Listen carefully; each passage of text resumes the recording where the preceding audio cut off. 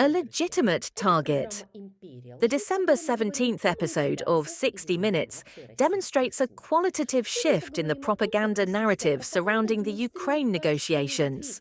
While previously Russian federal talk shows largely denied the very possibility of a compromise, this broadcast acknowledges compromise as possible, but only in a form predetermined as Ukraine's capitulation, imposed by the United States and sabotaged by Europe.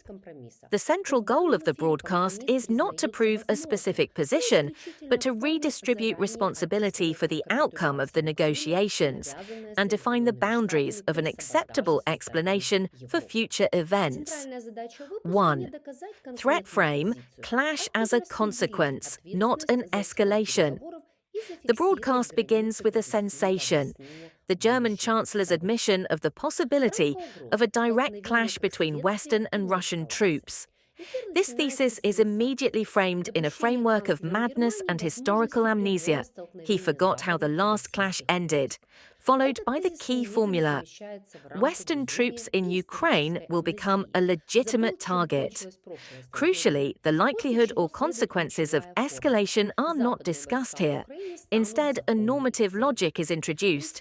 If the West deploys troops, responsibility for a possible clash will lie not with Russia, but with those who violated the warning.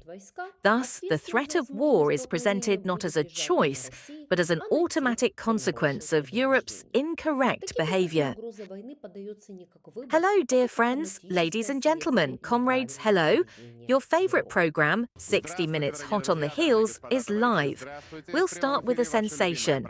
Chancellor Ferg Merz has raised the possibility of a clash between Western and Russian troops in Ukraine.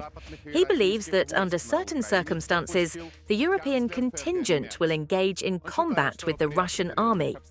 It seems the Chancellor has completely lost his mind and forgotten how the previous clash between our soldier and his grandfather, an ideological Nazi, turned out. Moreover, Moscow has repeatedly stated that the deployment of Western troops in Ukraine is unacceptable. If they are sent there, they will become a legitimate target for our armed forces. Even German Defense Minister